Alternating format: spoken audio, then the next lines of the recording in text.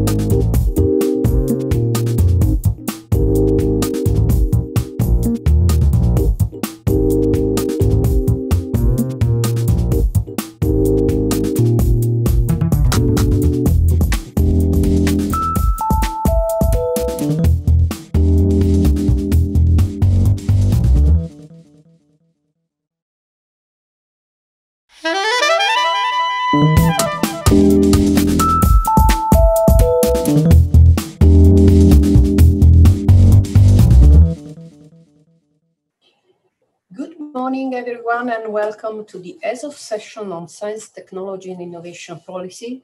We are going to show you something about the RISIS infrastructures on science, technology and innovation policies. First of all, what is RISIS? RISIS is a European research infrastructures in social sciences focusing on service and data science for innovation studies. It provides more or less what any research infrastructure is supposed to provide, so accessible services, project-based and enriched dataset, tools and methods, ontologies, visualization, indicators, and a lot of investment on training, research, and awareness-raising events.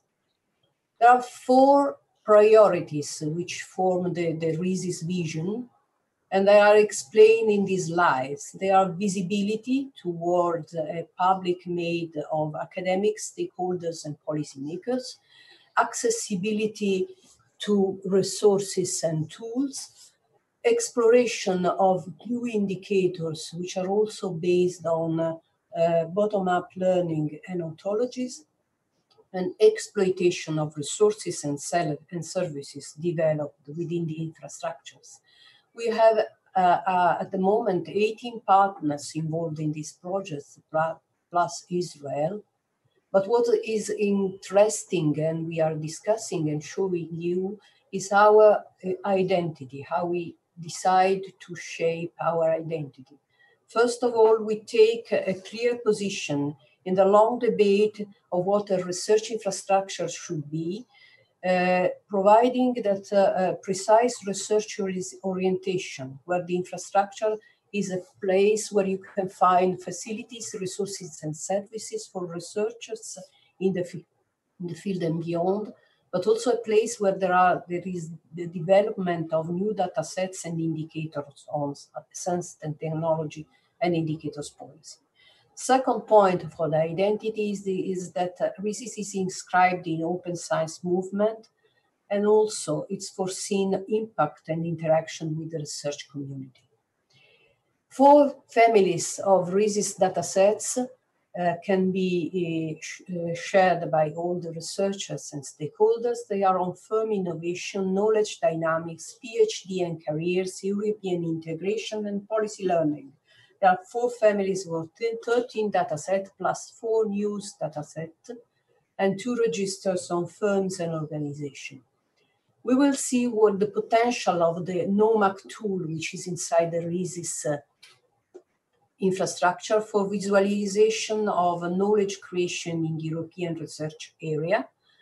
And also, it is important to underline the families of our users. They are not only science, technology, and innovation scholars community, but also researchers from neighboring fields, national statistical offices, and governments in the broad sense, in the, not only the state, but intermediary actors in the research policy landscape, such as research funding organization, scientific association, think tanks, and so on. Because the main aim is to provide support for evidence-based policy making for research and innovation. Final, let me show you the session organization. We have 2 parts of this session. The first is the demonstration of how the RISIS-KNOWMAK tool function, providing integrated indicators on research and innovation activities, with our speaker Thomas Nerkel, Ed Noyons, and Barbara Antonioli-Mantegazzini. The second part is about discussion on research and policy questions using RISIS resources. And we have 4 speakers, Philippe Laredo, Ilaria Fava, Koen Junkers, and Johannes Klampers. So I have finished now. So let's start with the first speaker, which is Thomas Nerkel. Thank you.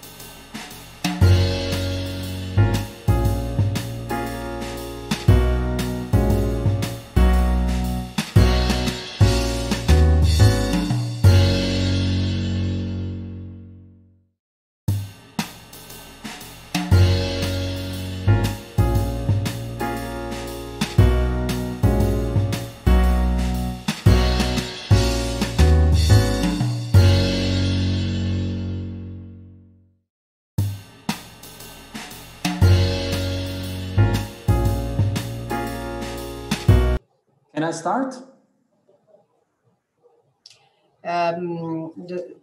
Thomas, you can start with the presentation Yes. on the RISIS-KNOWMAK tool potential.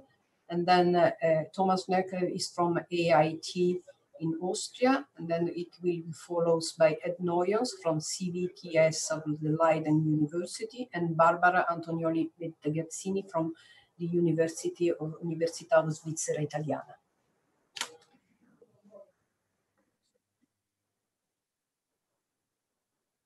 Thank you, Emanuela, for the introduction. Well, as Emanuela already told us, we have a quite long tradition and established tradition in RISIS to provide raw data, robust data sets to our users, mainly researchers.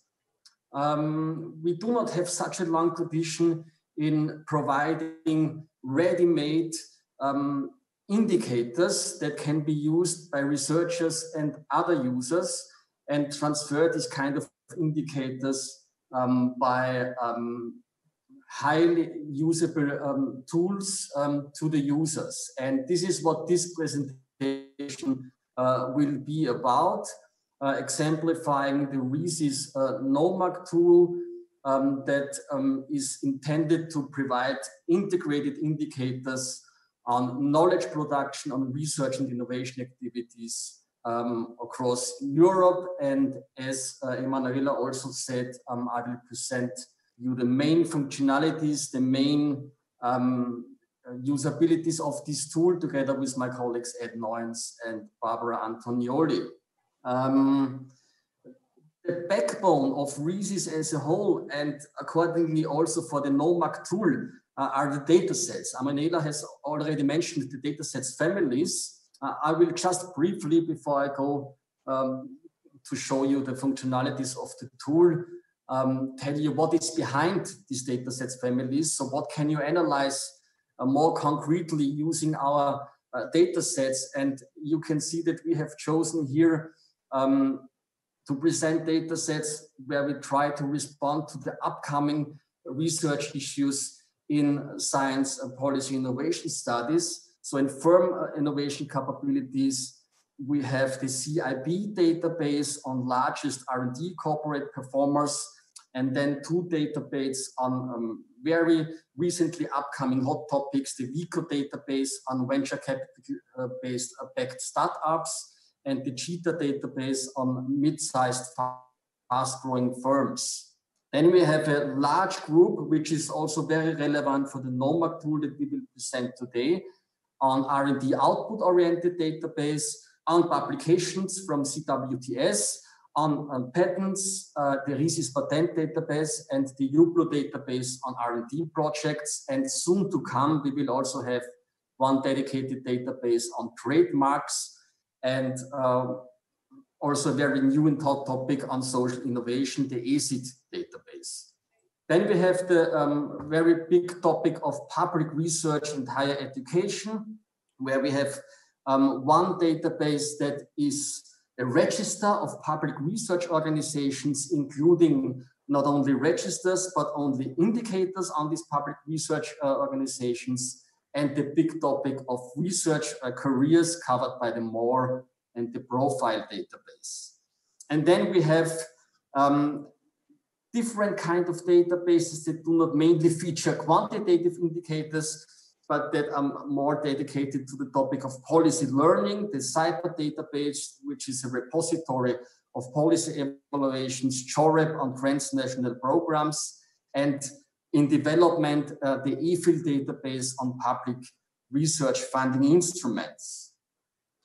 Before I come to the KNOWMAK tool, I would like to mention that we have two basic routes for access on how you can access this data. So the first route is that you can access this microdata for researchers against certain criteria. These criteria are described in the RISIS Code of Conduct. And here researchers can access raw data posing a relevant research project. And we are also moving from physical to distant access in this case, as we have foreseen in the first phase of RISIS, that this will of course increase the demand for distant access. And the second part that we emphasize today is that we have created the possibility to access what we call positioning indicators. So the positioning of research organizations in innovation systems, very broadly speaking, and this access is fully public at different aggregation levels, ranging from the organizational level, like in the OGREC tool, and which is our focus today, at the topical and geographical level, which is the KNOWMAK tool. So what has drawn us to focus more on this kind of ready-made indicators in an infrastructure like RISIS? And the reason is that we faced demand not only from research, but in particular also from policymakers, from policy, not only to provide access to raw data, but also to ready-made indicators that can be directly used in policy briefs, in policy reports, or for other uses, such as also the matching with own data sets of users.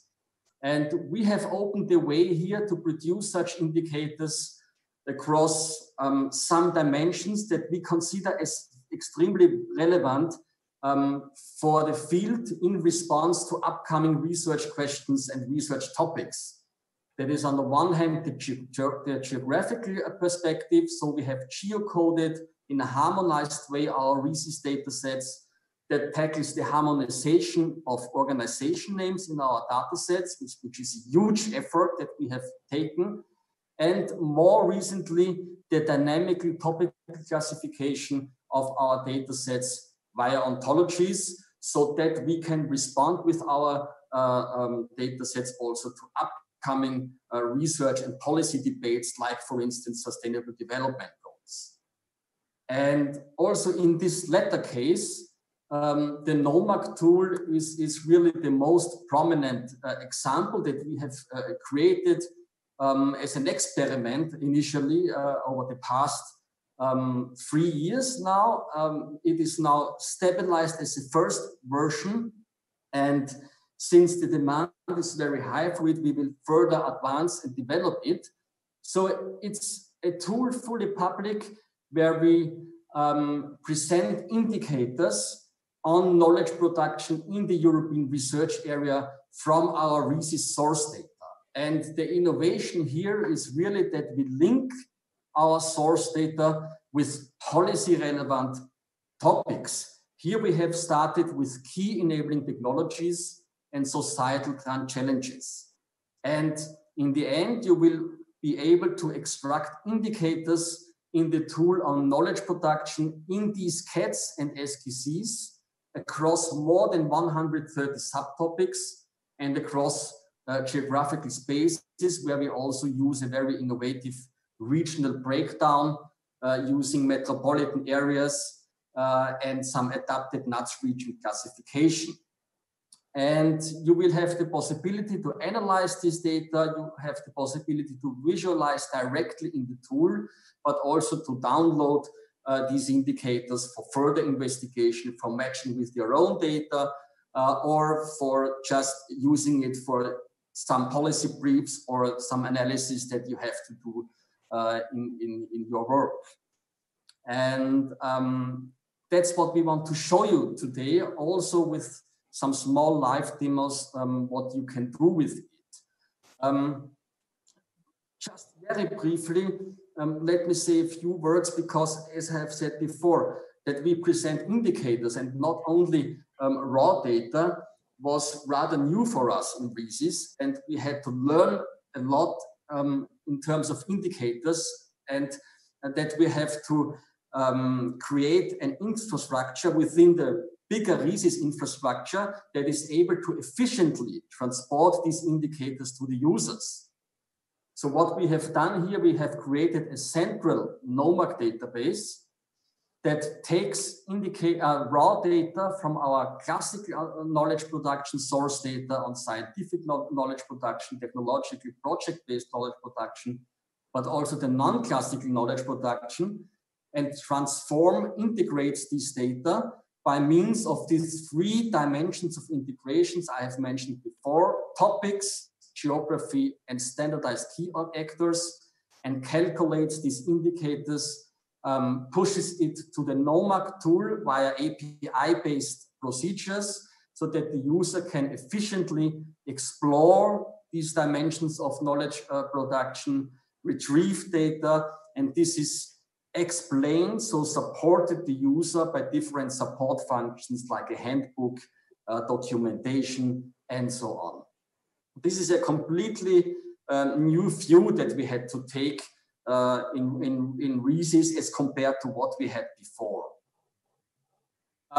So very briefly, the coverage of KNOWMAK, it was very important for us to be able or to enable dynamic panel representations, so that you can analyze transformations over time. So at the moment, the time dimension is the year 2000 to 2016. Then we cover here the topics, as I have mentioned before, key enabling technologies and SKCs, more than 70 subtopics in CATs, and more than 60 subtopics in SKCs. And we have this regional breakdown for more than 500 European regions, metropolitan and NUTS adapted. And the coverage is 36 European countries, including EU, EFTA, and associated countries. for which we have integrated these data. So what indicators do we have inside at the moment? We have indicators on 3 types of knowledge production. First, we have academic and scientific knowledge production that is covered by our indicators on publications. Ed will then say a few more words about it.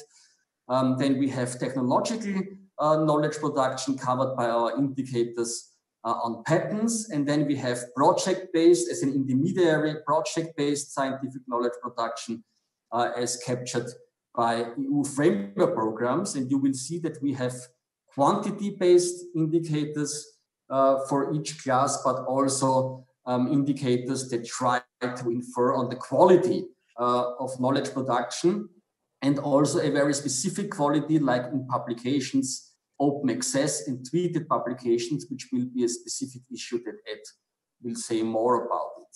And then we have social innovation projects inside that you can retrieve as lists, as Barbara will show you briefly in her use case.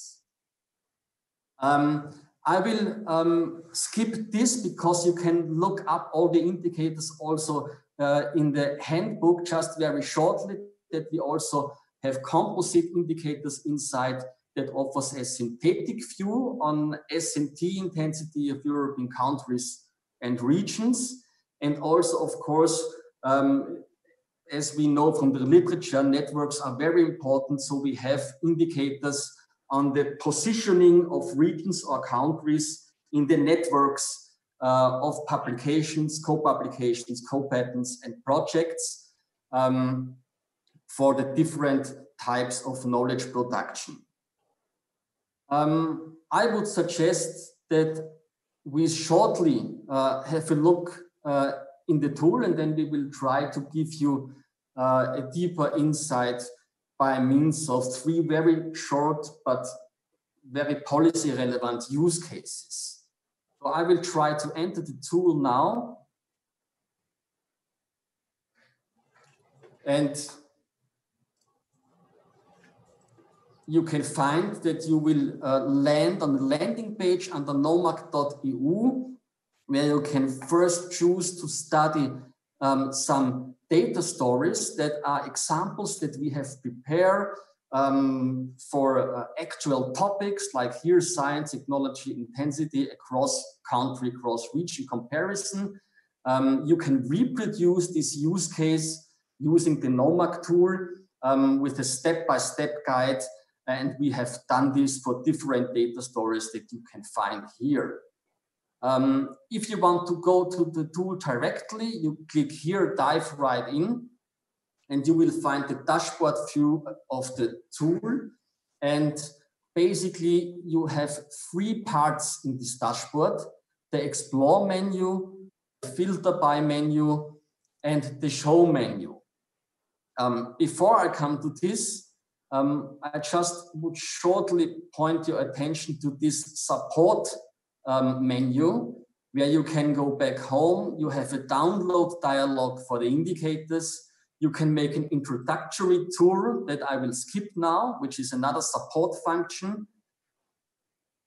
And you can download the handbook, which is quite important, where you have the definitions of all the indicators and other features.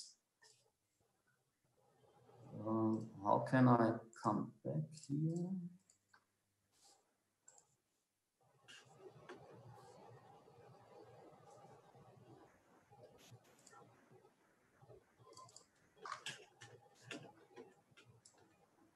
Thank you. Thank you. I'm back in the browser.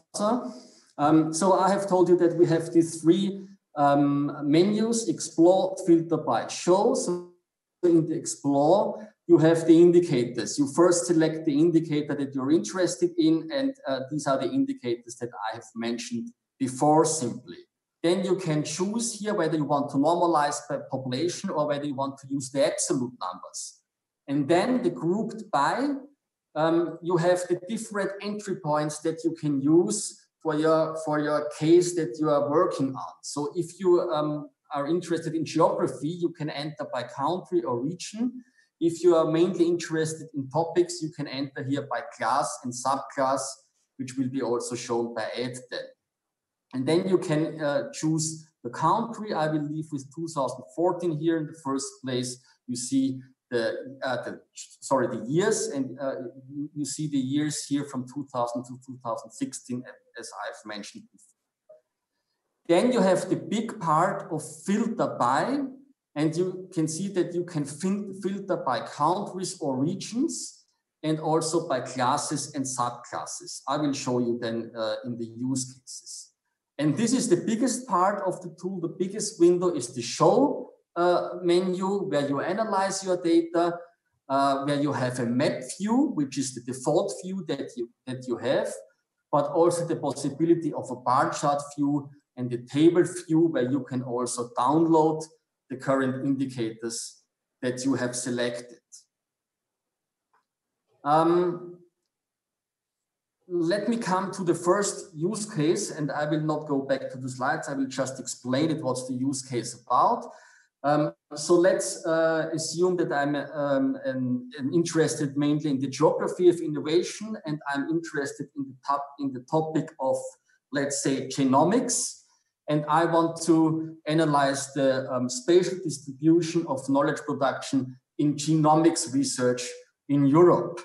How would I go with this use case? So I would first choose my indicator here. And as Ed will later use the publications indicator, I will now say I'm interested in technological knowledge production. So I will choose here the number of patent applications first. I say I want to have the not normalized version. I will stay at the country level first, and I will stay in the year 2014. So next, how do I get the genomics topic? So I would go to classes and subclasses here. First, I would deselect all classes. You see that it loads now the data. If there is no topic selected, it will load the total of everything. I can now go here to subclass, so that it opens for each CAT and each SKC that you find here, the subtopics. Because the subtopic of genomics, you can read that up then also in the handbook, which topics we have. It is found here under industrial biotechnology genomics. So I will click that, and it loads the data again directly from the API, from the central KNOWMAK database, and it adapts the data to the number of patent applications in genomics research. And I will close this again to make the window larger. And this is the country view. I can zoom in and zoom out with the mouse. And you will find, interestingly, that in terms of patenting, the Netherlands is the top country here in the topic of genomics, followed by Germany and France. Of course, we know that we have huge regional differences within countries. So I could easily switch here to a regional view, which I will do now. You see it live loads the data again, and we get a completely different picture. You could zoom in now and see that this is the region of Amsterdam, where you also see very fine our usage of metropolitan areas and not classical NUTS2 regions, which is very important in our view when analyzing the geography of knowledge. And you see the other hotspots here, the region around Paris with 16 patents in the year 2014 only. So we are only in the topic of genomics here, to remember, which is also very important, by the way, in terms of the current COVID debate. I could now want to have a look on how does this look like for projects, and then I would switch to the number of FP participations, and you see that there is a quite different picture. So these regions before that were top in patenting do not necessarily have the most projects in the FPs. We find here that London is on top and Ile-de-France, and more the capital regions of other countries.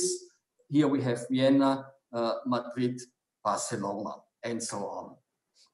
So I could also switch to the bar chart view very briefly just to show you. I could sort it here from the highest to the lowest. And then I could zoom in, and it shows here the top regions in genomics in the EU FP participations, Paris, London, Barcelona. And if I switch back to patents, it is a complete different regional ranking. Utrecht in the first place, Amsterdam, Madrid, and so on. And you could also visualize this as table and directly download this data. I will not open this now. It is downloadable as CSV, and you can use it for further investigation or match it with your own data set. So that's a very easy to make and very straightforward thing, but it took us a lot of time to annotate our data to make this very detailed topical classification possible and make in very short time a spatial analysis of knowledge production in a very specific relevant topic. And you could also analyze how this spatial distribution develops over time. And this is where I would stop the first use case and hand over to my colleague Ed Noyens. Okay. I'm still viewing your screen, so. Should I stop it or the controller? No, that somebody will do that for you, I was told. But if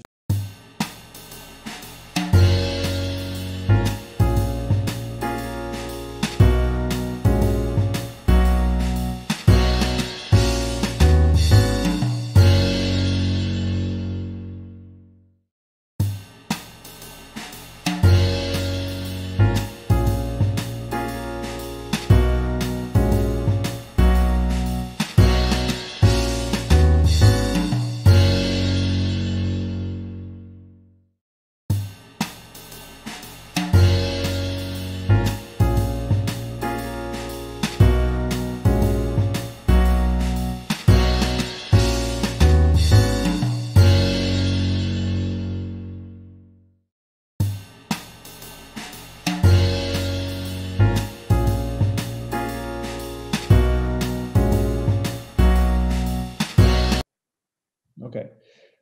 Thank you. Good morning. So the second part of this demonstration of the KNOWMAK tool is about publications, and in particular open access publications, and publications being mentioned on Twitter as kind of a connection to society through social media. So I have two screens open, or two web page, the same web page open two times in order to see differences by making certain choices. So this is the basic publication view, and the number of publication is shown.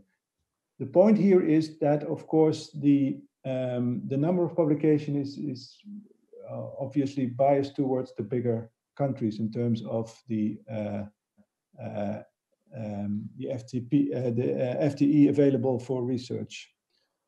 So the obvious countries light up. You can of course normalize that by population, and then you will see a somewhat different picture, which is good to know. But what I want to show you is here the information on open access publications. So at this point, well, there's a lot of debate about open science in general, and open access is, of course, open access publishing is only one part of it, but at least we have this data and we can say something about open access, open science, efforts by country or by region level. So what I will change the picture on the left for all classes to open access publications. So of course the numbers become much smaller. So now it's between 0 and 10,000, whereas before it was between 0 and 18,000 for this year. And of course, we can choose here just one specific field. So let's say we take health. And on the other side, we also take health. Here.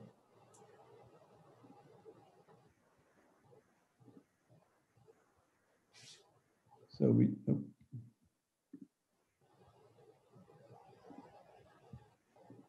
should be seeing this similar picture, but then on the left-hand side, see open access, and on the right-hand side, you see for health, the publications in general. Still, there are, of course, a lot of differences. And as countries may, or regions may focus on specific fields, you get a little bit biased towards the fields in which they are particularly active when looking at non-normalized data. First of all, because of the country size, of course. So the number of open access publications will particularly be very high in countries like the UK, for instance. But there's also, of course, the focus of certain countries on specific areas like health. So if you publish more in health, or your emphasis on health, then of course the number of papers in open access will be much higher. That's simply what happens. It's a rule of numbers, and there's at this point not a normalization on let's say activity or number of publications, but you can actually do that yourself by downloading. So I will show you very simply how this works. So in both or in this map, we're looking at health in all countries available, and then we can use this download button on the top, the cloud.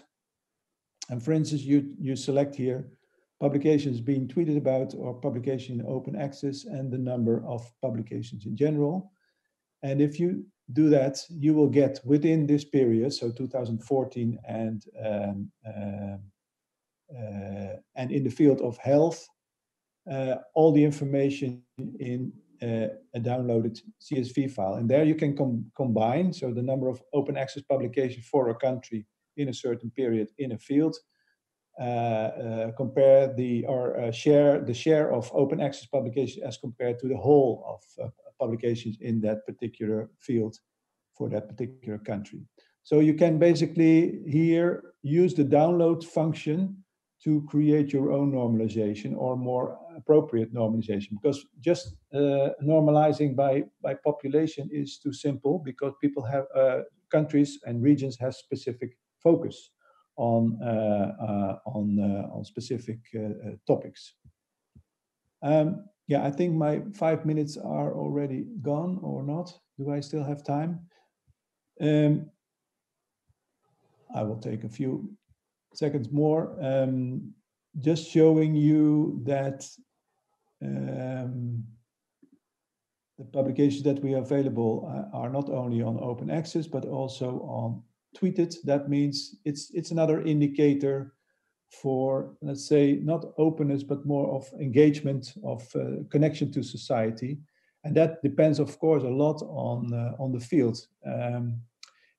In social sciences, papers are much more tweeted than in, for instance, natural sciences. So when you make comparisons, you will see this difference, but that's more for, let's say, an advanced study. But this is what I want to show you, so you can stop sharing my screen, somebody, and we can move on to Barbara.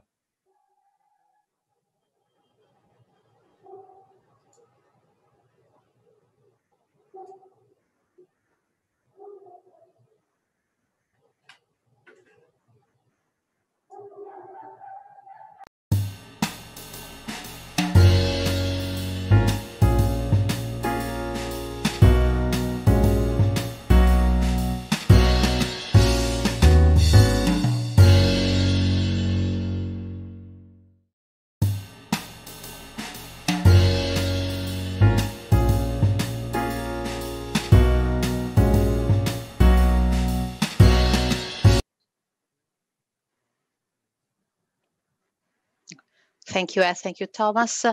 So the goal of my contribution is to illustrate to our audience how KNOWMAK may help us in analyzing the intensity of science and technology production for a very specific domain that is represented by the energy, as previously illustrated by Thomas and Ed. We can choose between several indicators. For my example, I limit the choose to the number of publication, not normalized by country level. I focus on country, and the year selected is 2014.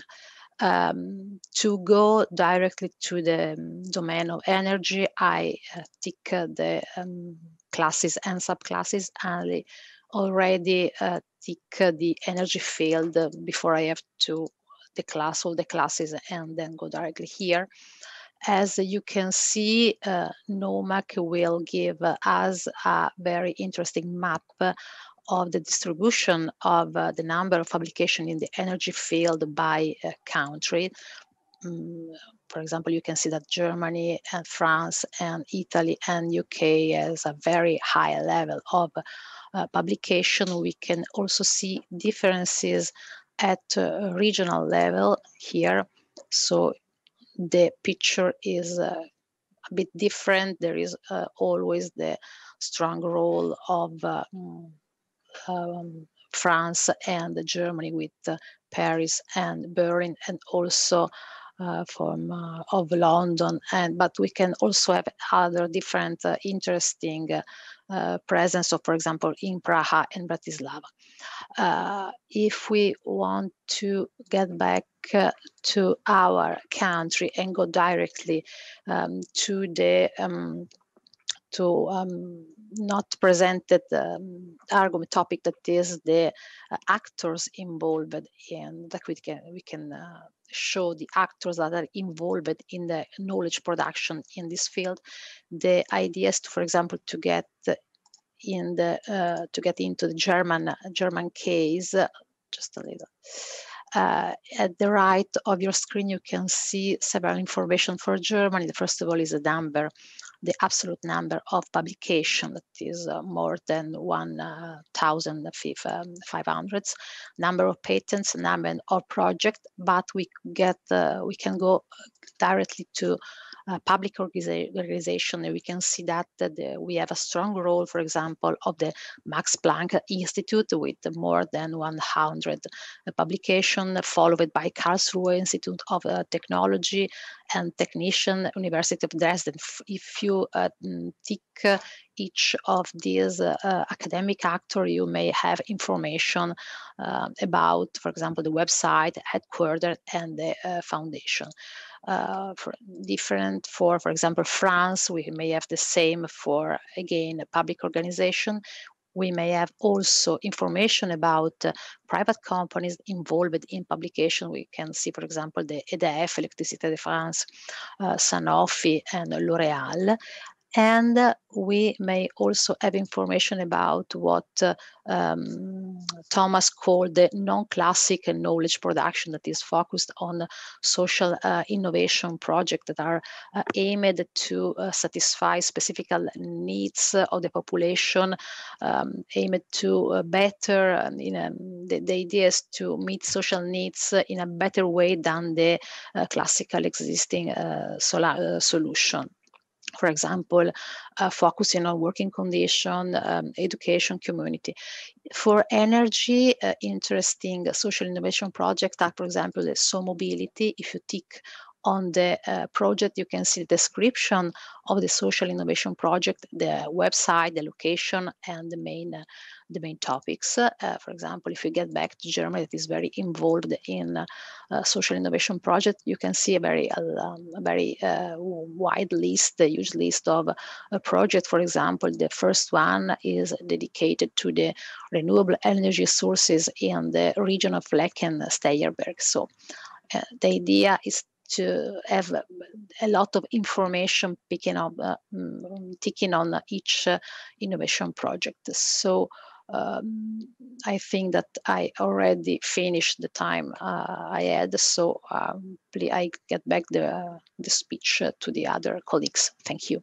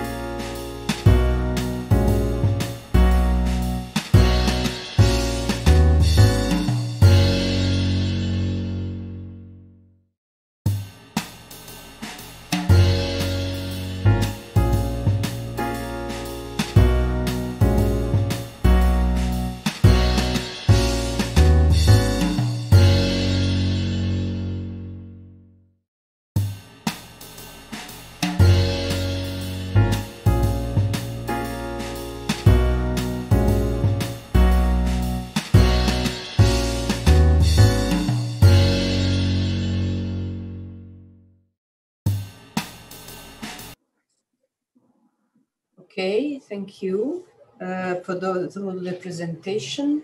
I would like to ask more to Thomas, some more inside the three RISIS focuses that have been presented in the long presentation of the KNOWMAK tool, that is topic, actors, and geography. It seems that they highlight the three items in research, three important items in research policy that are concentration of knowledge production, the relevance at country level and at the geography level of mission-oriented research, which are hot topic in research policy, and also the main players in research knowledge production, that is both private and public ones.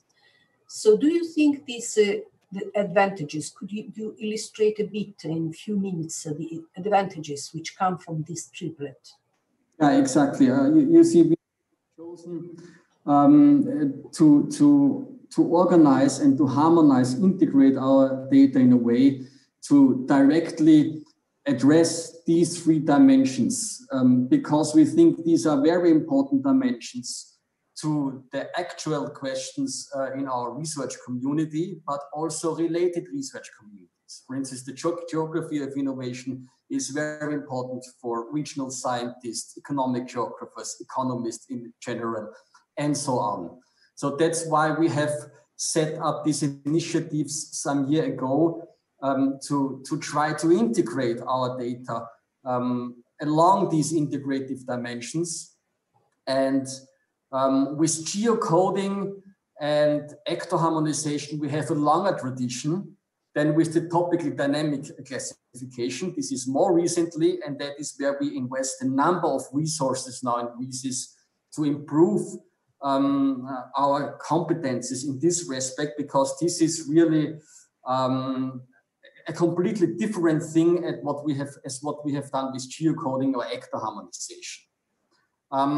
As what concerns the topical classification, I would also like to highlight that we evolve in a direction where we want to dynamically respond to upcoming policy debates.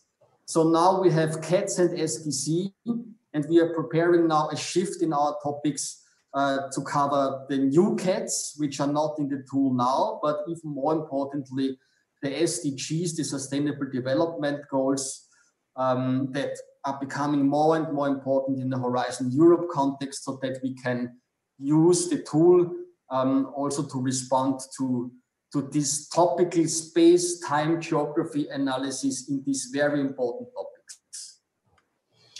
Okay, thank you very much, Thomas. I think we can move on with the second part of this session, which is the part related to the debate about research and policy questions that can be addressed using RISIS resources. I give the floor to Alessia Fava, which is my colleague as a moderator for this time, and the first speaker should be Philippe Laredo.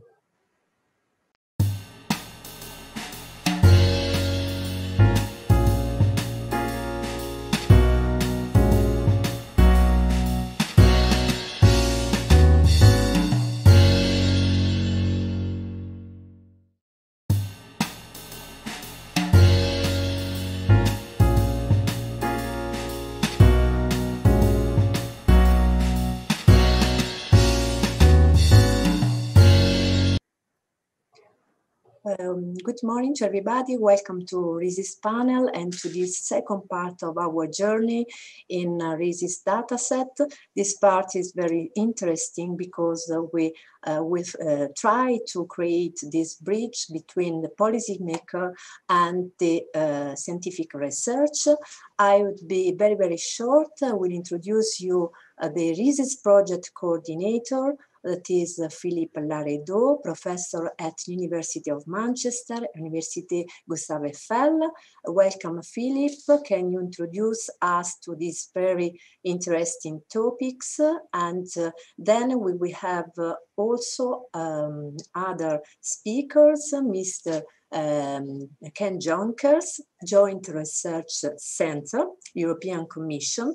Then again, Mr. Johannes Klampers, DG Research and Innovation, European Commission. But first, after Philippe Laredo, we will have a very Ilaria Fava that has a very wide experience in open access, because in this part of this journey, we will try to analyze also the challenges that are waiting for open research infrastructure and also for RISIS project. So I would give the floor to Mr. Philippe Laredo for beginning this very, very valuable debate. Please, Philippe, the floor is yours.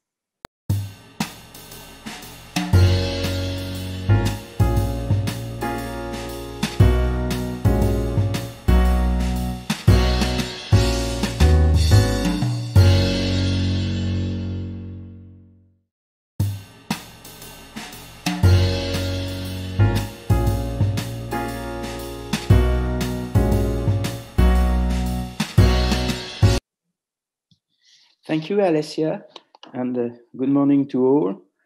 What I would like to share with you is my experience as the coordinator for nearly 1 decade, and about 3 questions that I consider as central for the development of research infrastructures in general.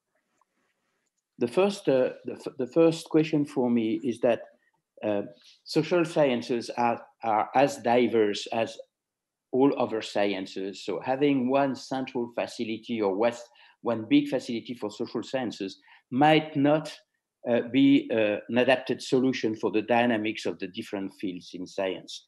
All of them have their own core data sets, but they also have, even for certain issues, their own specific approaches.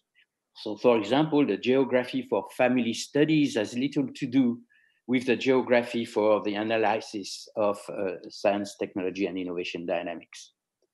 So this drives to conceive specific platforms that are adapted to the problems of the field. If we wish that researchers that are not IT specialists can mobilize quantitative approaches, not only for validation, but also for exploration.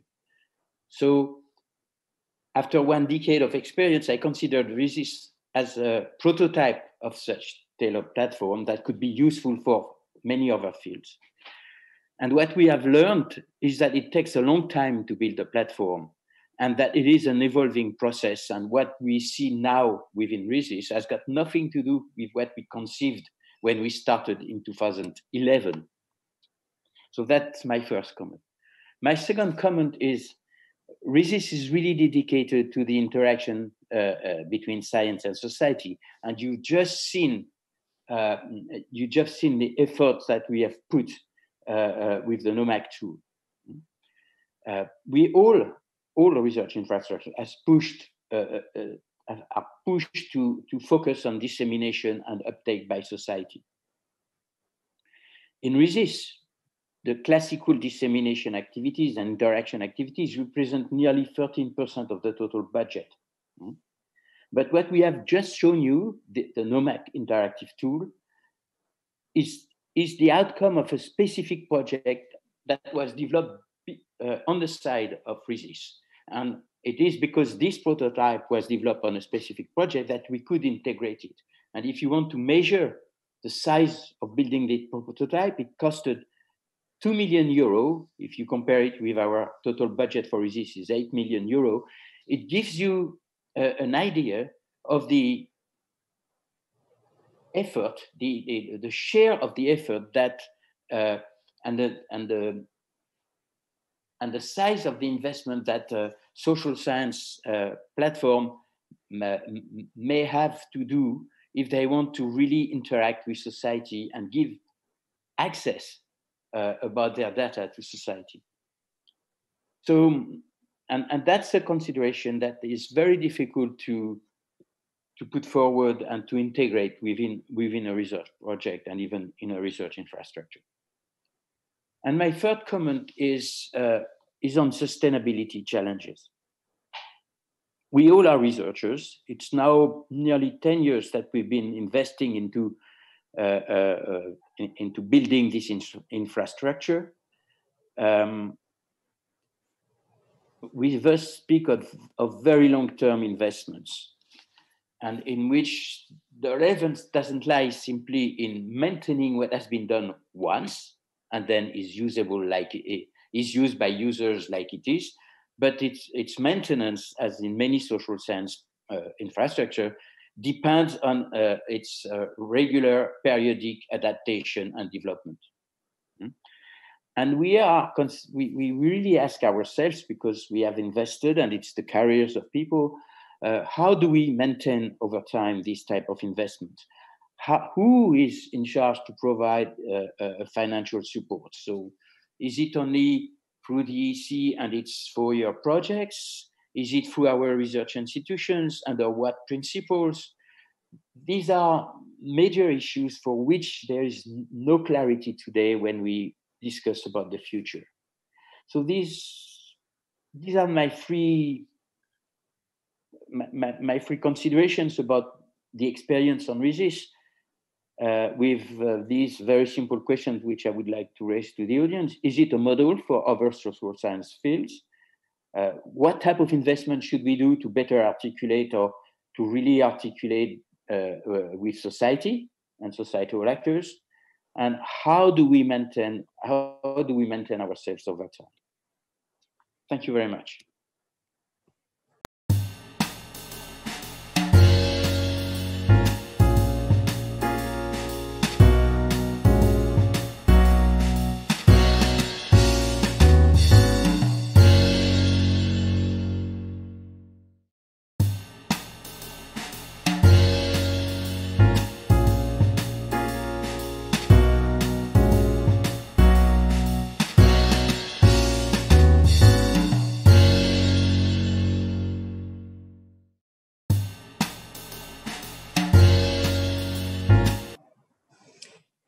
Thanks very much to the RISIS project for having me here. I would try to present some of the intersections of the OpenAIRE and the RISIS project to see if some of the questions that the coordinator asked could be partially addressed by this collaboration. First, a quick introduction to OpenAIRE to those of you who don't know what OpenAIRE is. So OpenAIRE is a project that started in 2009, but it's also a legal entity since 2018. And it has the aim of bridging the two worlds where science is performed and where science is published. And to do so, it provides a series of services and tools that researchers and research communities could exploit. As it has been repeated several times over the previous presentations, open access matters, and OpenAIRE, thanks to lots of content providers all over the world, now collects 113 million publications that are duplicated, 1 million datasets, and around 73,000 softwares that are interlinked one to each other to provide the best navigation and retrieval experience that's possible for researchers. And on top of this wealth of information, OpenAIRE builds a set of services. And here comes in place the collaboration between OpenAIRE and RISIS. Because in addition to the virtual research environment that was mentioned by Emanuela Reale in the very beginning, OpenAir also provides RISIS with 2 community dashboards that are based on a specific service that's called OpenAir Connect.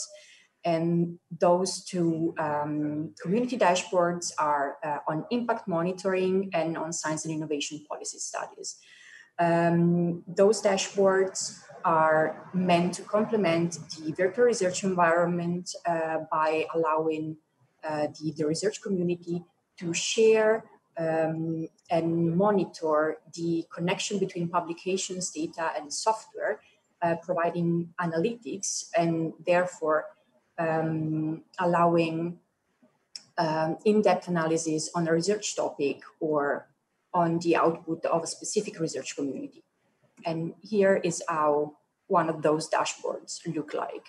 And you see, I mean, you don't see that, but there are analytics, there's an indication of how many publications, how many projects are linked to that community dashboard, how many of them are open access, how many are closed access, and so on.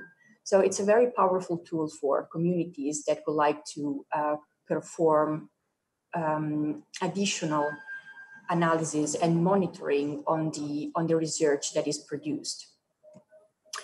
And what OpenAir is also doing is providing RISIS with the OpenAir Research Graph, that it's basically all the figures that I provided you with before that are combined and linked in a way that they could be reused by other initiatives or projects or whatever to make further analysis and data combination. And well, now it's what does OpenAir get in turn? It's very interesting because as you can imagine, the OpenAir Research Graph is a complex structure that also works on text and data mining procedures. And the aim is to integrate the RISIS algorithms in the OpenAir Research Graph to enhance it in order to provide the users that are using it in many different ways, either as like users from the user interface or programmers and IT people from the back office, in a sense, with more accuracy in information retrieval and in general, more accuracy of the information retrieval in the research graph. And also something that could be very, very interesting for OpenAir to explore is the reuse of the information that RISIS is producing about the policy overview to complement this information in the pages that OpenAir is maintaining with the, let's say, overview at the country level of open science in all European countries. And that's also something that it's not written here, but that comes up to my mind based on the previous discussion, that is about the social innovation indicators that could fit very well in the open science landscape work that OpenAir is that is building with the Open Science Observatory. So that's definitely a lot in there to be exploited more, and a lot that can be done together for also, I think, ensuring ways of giving RISIS the right visibility and ensuring that the work that we've been doing over this almost 10 years is properly acknowledged. And yeah, you can find all the information about OpenAir and what we do, and all that you might be interested in all these channels. And thanks.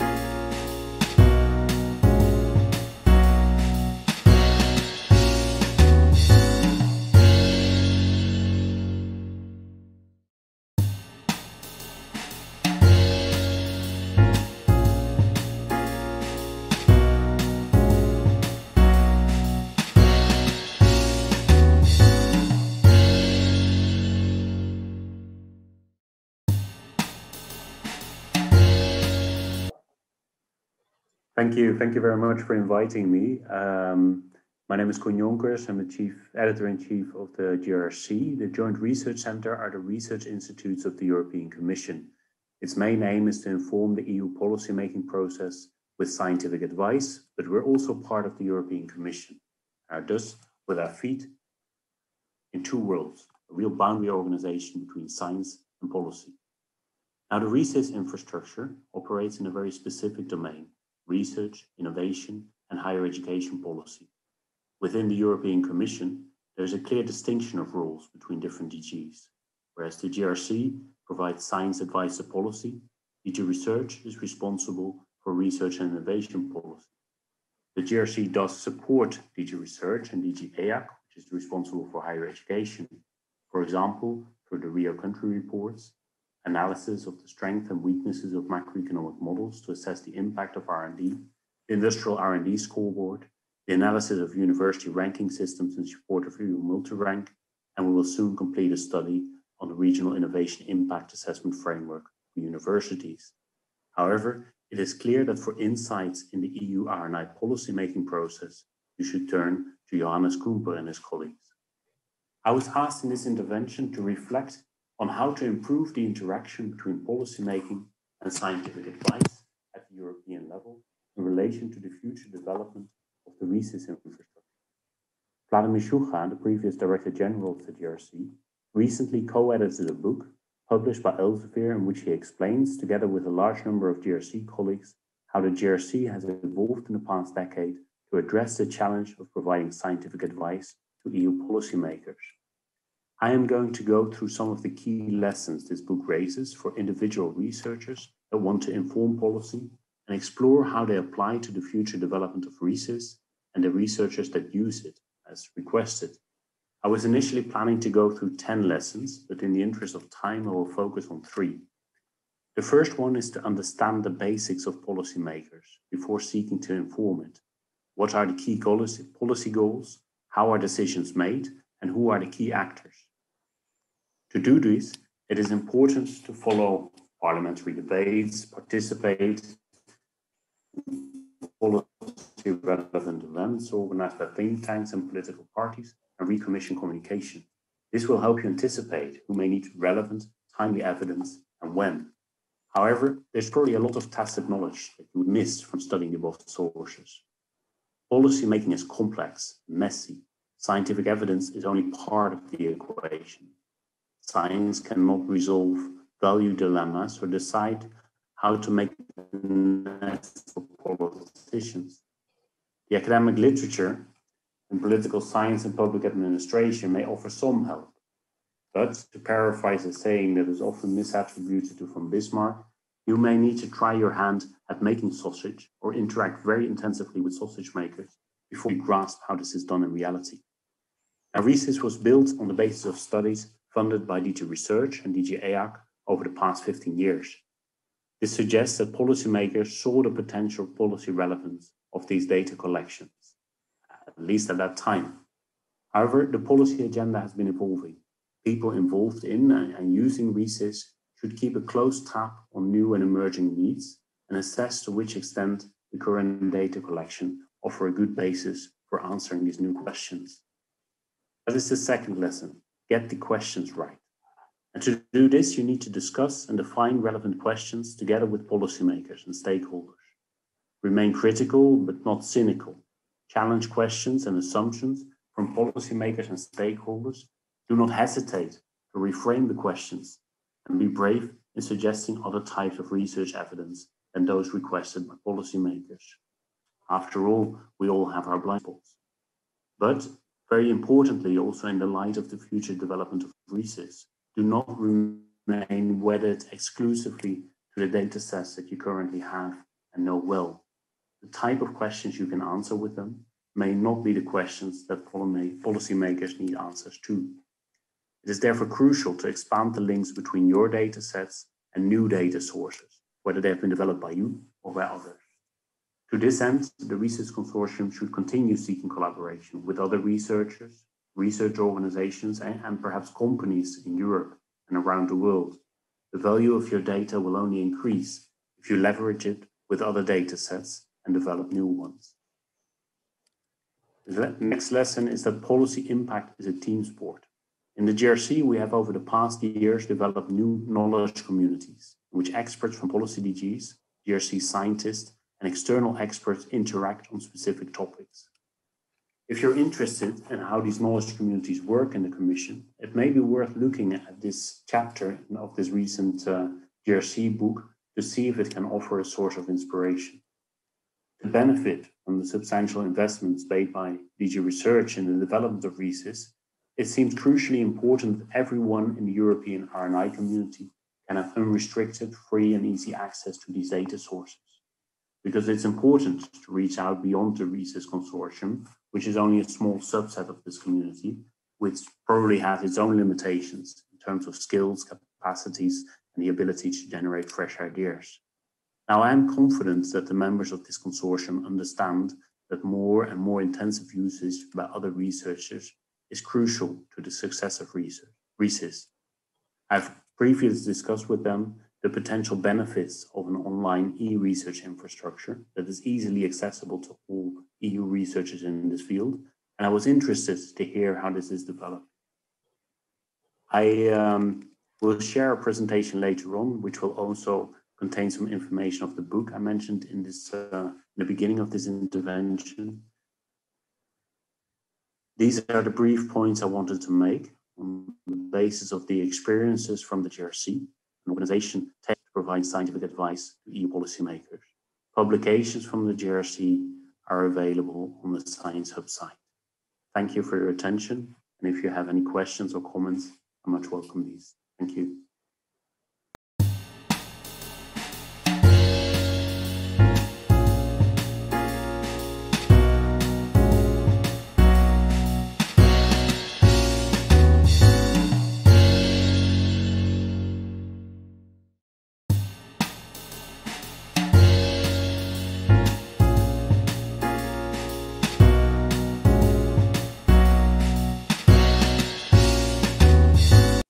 Okay, thank you so much, Mr. Jonkers, for your very valuable contribution. Now I will introduce you Mr. Johannes Klampers, DG Research and Innovation, European Commission, who will give us a very valuable contribution on the relevance of open research infrastructure in relation to research programs and innovation at European level. To focus RISIS project and its challenges. Thank you so much, Mr. Klampers. You can take the floor.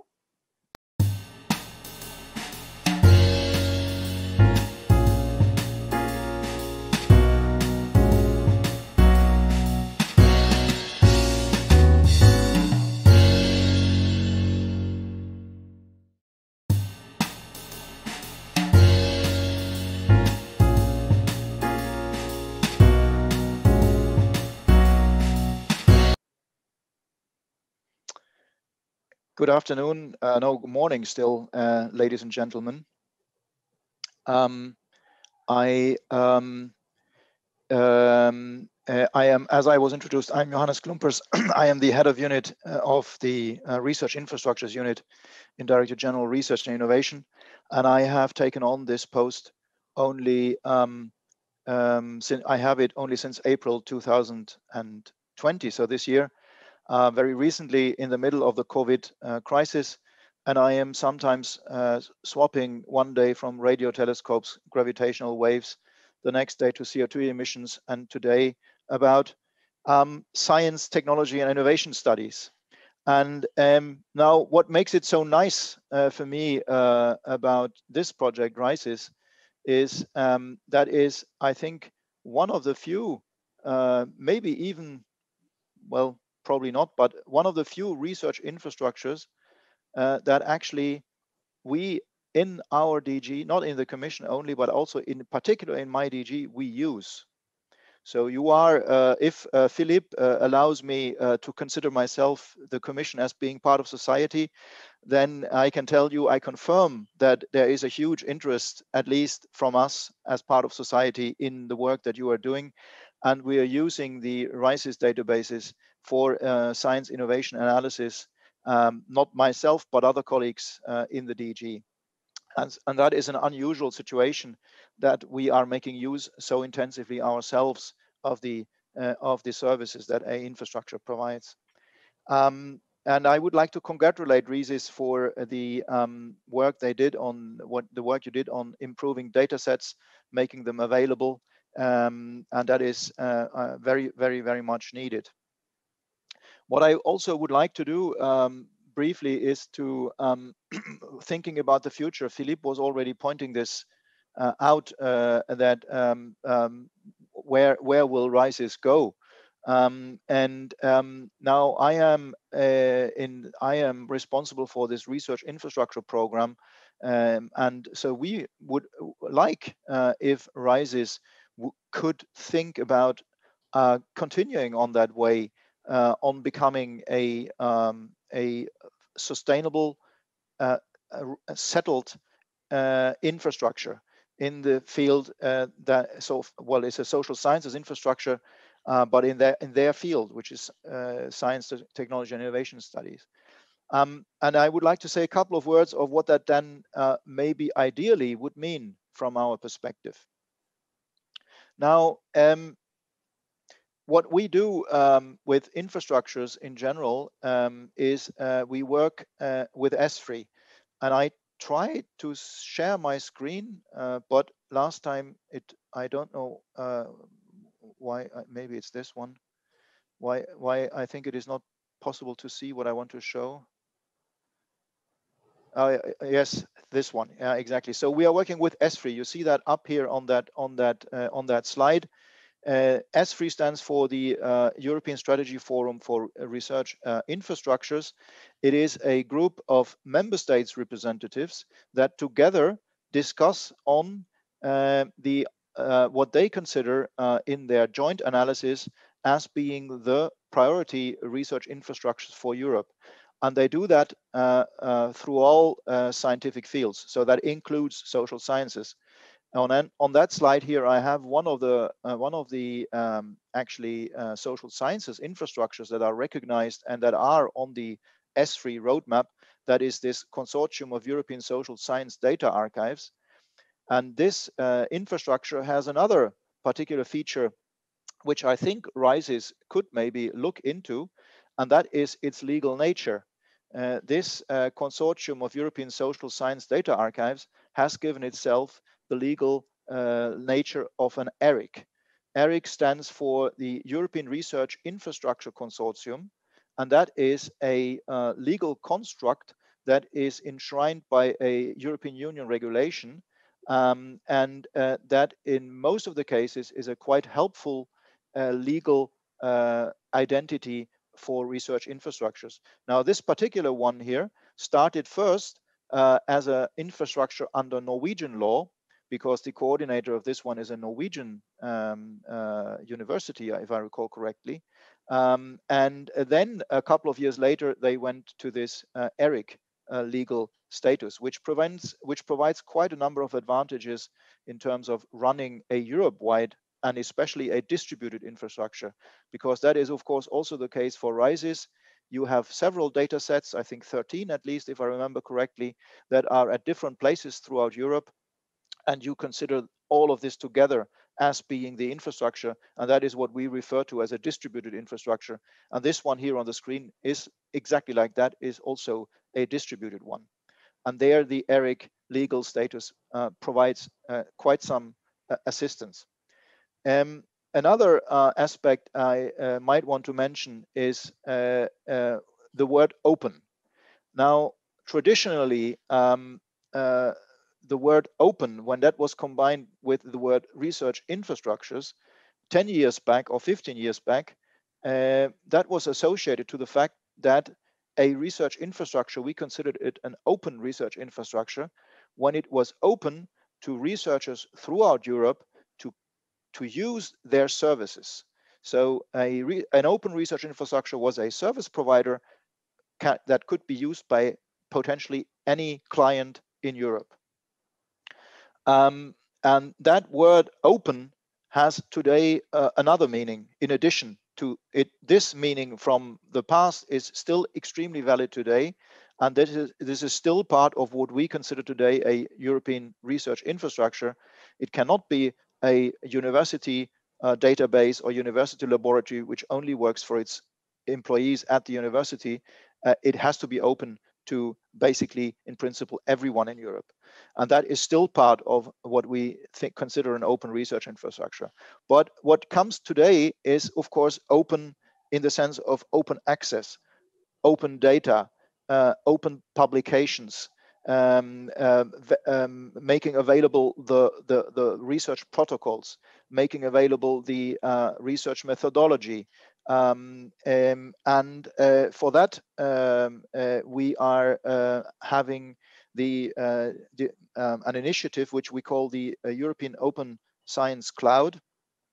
And this is very heavily collaborating with the S3 research infrastructures.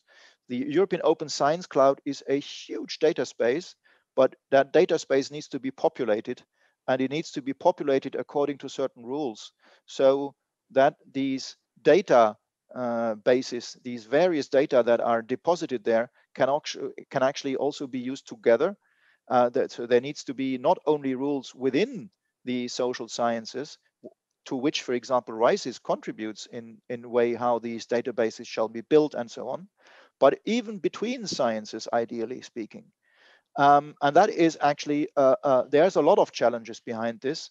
And so that's why the S3 infrastructures, they collaborate with the European Open Science Cloud in making this happen. And there are 5 clusters of S3 infrastructures that help with that work on the Science Cloud. And one of them is the cluster of social sciences and humanities. It's called the Social Sciences and Humanities Open Cloud.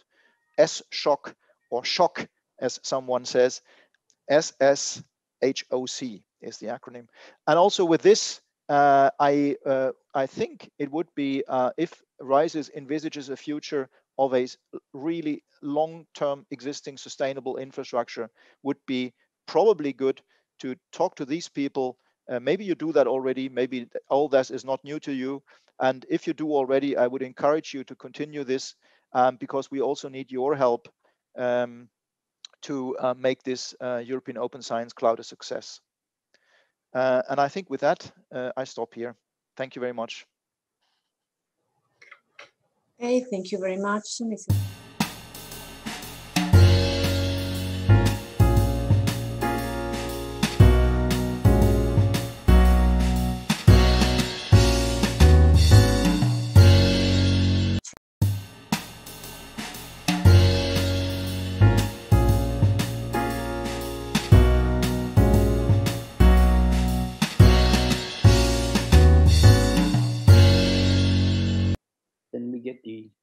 Okay, thank you so much, Mr. Klumpers. I want to ask our speaker, in particular to our project coordinator, Philippe Laredo, some comments, observation about these last 2 interventions from Ken Junkers and Mr. Klumpers. The floor is yours. Philippe, if you want to add something about the very, very deep analysis from Mr. Klumpers, you can add, describing. Yes. Can you give me the floor? Yes, I give the floor. Thank you, Mr. Klumpers, about your comments. And I will not start a discussion. I would just say that we've been working for the last year along the 2 lines you mentioned. The first line is, how do we institutionalize, and what are the processes there? And the second line is about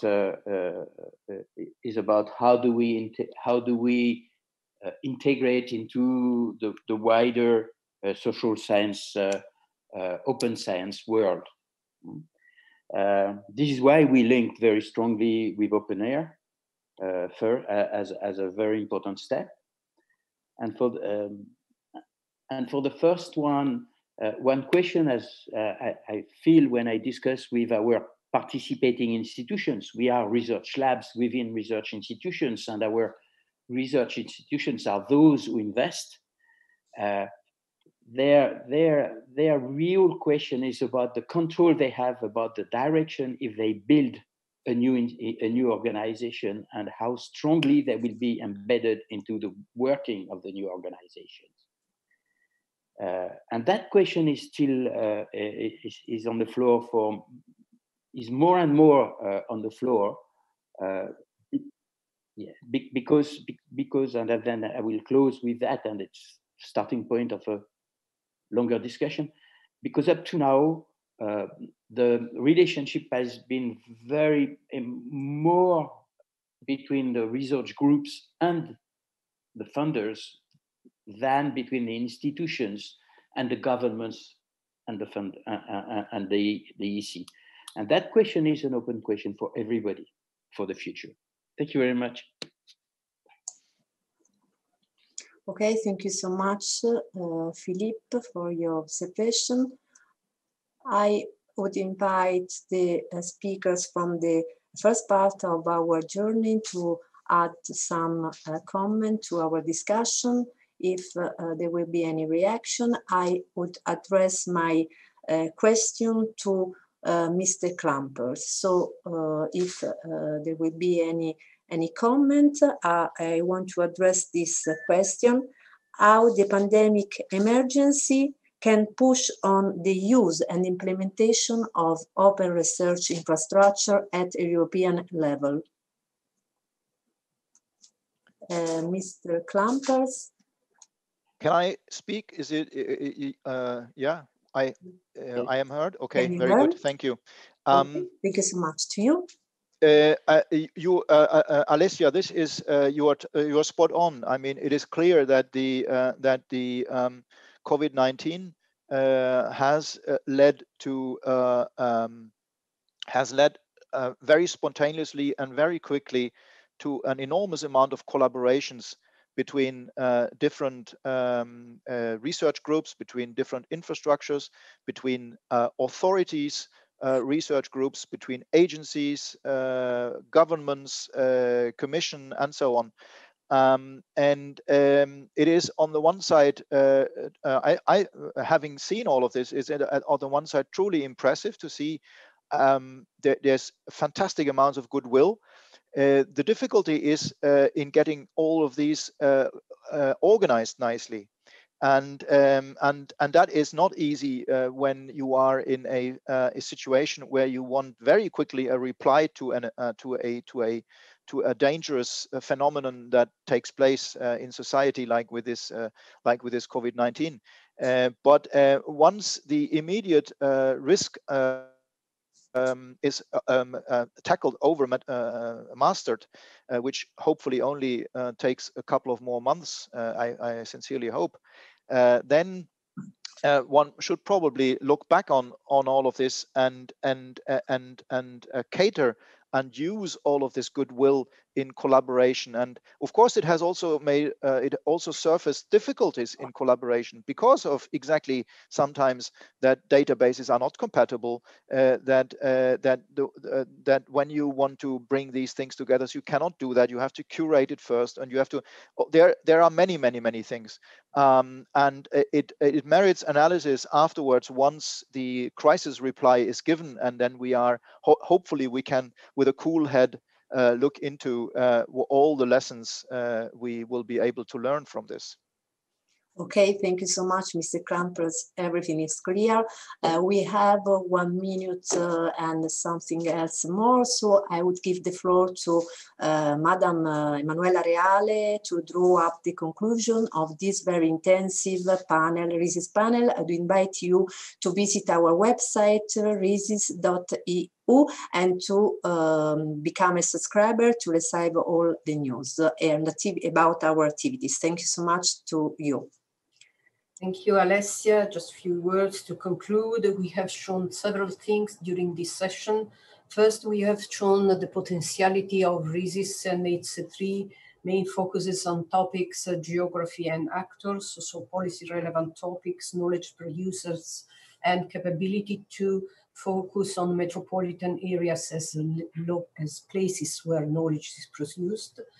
We have seen the specific feature of a research infrastructure in social sciences, because it's a real important thing to think about when we discuss about research infrastructure. And also the most important advantages of open access, also for policy making. We have discussed about the use of RISIS infrastructure for evidence, for supporting evidence policy, evidence policy-based analysis. But for me, the most important item that has been discussed is the difficulties that we still face in the consolidation of a European research infrastructure because of different possibilities, different views, and different activities that we can face, and different configuration of research infrastructure. This is a long path. We have to discuss about it, and I hope that everybody can anyway use our datasets and our resources going to the website. I want to thank you, all the speakers and all the people attending the meeting, as well as the case of staff, for its very valid contribution to this session. Thank you.